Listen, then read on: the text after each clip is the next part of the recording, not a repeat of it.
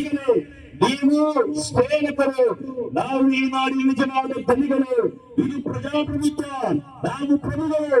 ನಾವು ತಮ್ಮ ಅಧಿಕಾರದ ಹಸ್ತಾಂತರದ ಅಧಿಕಾರ ವಹಿಸಿರುವ ಕಾಲದಲ್ಲಿ ಹೇಳಿದ ಹಾಗೆ ನಾವೊಬ್ಬ ಪ್ರಧಾನ ಸೇವಕ ಎನ್ನುವ ಮಾತನ್ನು ತಮಗೆ ನಾವು ಬಿಡಿಸಿದ್ದೇವೆ. ನೀವು ಮಾಡಬೇಕಾದುದು ದೇಶದ ಜನರ ಸೇವೆ. ಅದರ ಬದಲಿಗೆ ಅವರ ಮೇಲೆ ಸುಳ್ಳಾರೋಪಗಳನ್ನು ಹೊರಿಸಿ, ಅವರ ಧೈರ್ಯವನ್ನು ಬಂಧಿಸಿ, ಅವರನ್ನು ನಿರಂತರವಾಗಿ ಬಯಲ ವಾತಾವರಣದಲ್ಲಿ ಮಾಡುವಂತಹ ಸಂದರ್ಭಗಳನ್ನು ಕೈಗೊಳ್ಳಲಾಗ್ತಾ ಇದೆ. ನಾನು ಮುಗಿಸ್ತೇನೆ. ಈ ದೇಶಕ್ಕೆ ಮುಸಲ್ಮಾನರ ಈ ಬದಲಾವಣೆಗೆ ಇನ್ನೂರ 20 ಮುಸಲ್ಮಾನ ದೇಶದಲ್ಲಿದ್ದಾರೆ.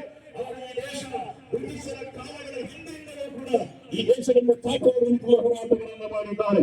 1498ರಲ್ಲಿ ವಾಸ್ಕೋಡಿಗಾಮದಿಂದ ಆರಂಭಗೊಂಡ ಈ ದೇಶದ ವೈದೇಶಿಕರಿಂದ ಎಡಗಟ್ಟಿ ನಿಂತುಕೊಂಡ ಹೋರಾಟ ಮಾಡಿದ ಹುತಾತ್ಮರಾದ ಅದಕ್ಕಾಗಿ ಸರ್ವ ಇಚ್ಛೆಗಳನ್ನು ಭಾಗವಹಿಸುವ ಒಂದು ಜನವಿಧಾನವಾಗಿ ಮುಸಲ್ಮಾನರು ಅಂತ ಈ ಸಂದರ್ಭದಲ್ಲಿ ಹೇಳಲಿಕ್ಕೆ ಬಯಸ್ತಾ ಇದ್ದೇನೆ.